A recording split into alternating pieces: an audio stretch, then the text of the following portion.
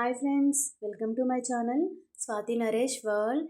ఈ వీడియోలో నేను మీకు చూపించబోతున్న రెసిపీ మైసూర్ పప్పుతో ఇలా పప్పు కూర చేశాను. చాలా టేస్టీగా ఉంటుంది. అదేనండో ఎర్రపప్పుతో పప్పు కూర చేశాను. నేను చూపించిన విధంగా ఇలా ఒకసారి ట్రై చేయండి. ఆగండి, వీడియో స్కిప్ చేయకుండా చూసేయండి. ఎటువంటి కూరగాయలు వాడకుండా ఈ పప్పుని చేశాను. చాలా టేస్టీగా ఉంటుంది. ఇప్పుడు ఎలా చేయాలో చూద్దాం.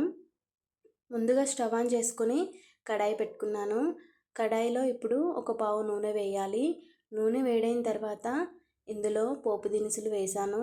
పోపు దినుసులు దూరగా వేగిన తర్వాత ఇందులో ఒక పెద్ద సైజు ఉల్లిపాయ, అలాగే 2 పచ్చిమిర్చిని ముందుగానే కట్ చేసి పెట్టుకున్నాను. ఇప్పుడు వాటిని ఇందులో యాడ్ చేసుకోవాలి.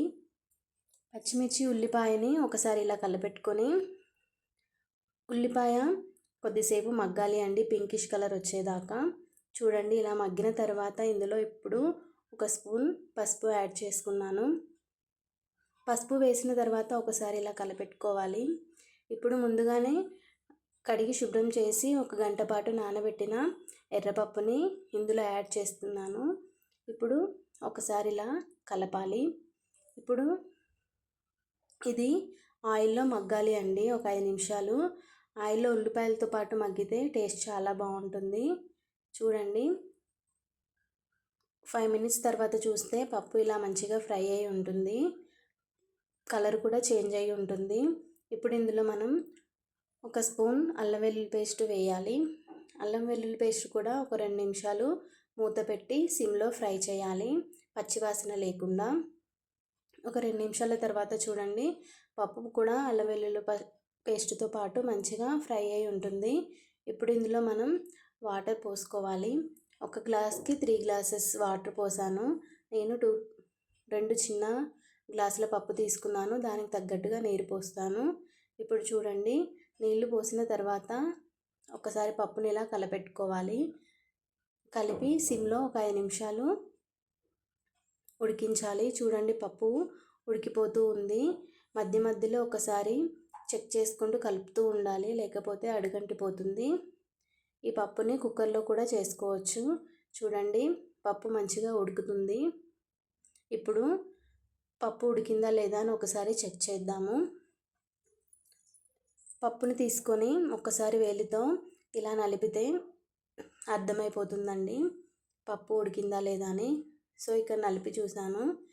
సో ఉడికిపోయింది. 80 to 90% అయితే ఉడికింది. అలా ఉడికిన తర్వాత ఇప్పుడు ఇందులో మనం రుచికి తగ్గట్టుగా కారం యాడ్ చేస్తున్నాను. నేనైతే 1 స్పూన్ కారాన్ని యాడ్ చేశాను. పప్పు మనం ఏం కూరగాయలు వాడట్లేదు కాబట్టి కారం ఎక్కువగా ఉంటేనే మంచిగా ఉంటుంది. 1 స్పూన్ కారం వేసిన తర్వాత ఇప్పుడు 2 స్పూన్ల ఉప్పు కూడా వేసాను. ఉప్పు కారాలు కూడా మొత్తం కలిసేటట్టుగా ఒకసారి ఇలా కలపాలి. ఇలా కలిపిన తర్వాత ఇప్పుడు ఇందులో మనం 1 స్పూన్ ధనియాల పొడి యాడ్ చేస్తున్నాను.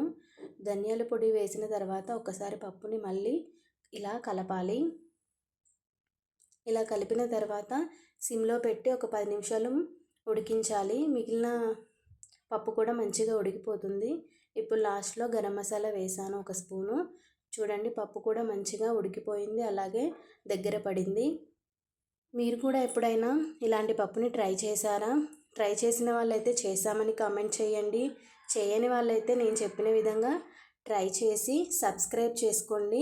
చూడండి, పప్పు అయితే రెడీ అయిపోయింది. చాలా టేస్టీగా ఉంటుంది. Thank you for watching. Keep support me.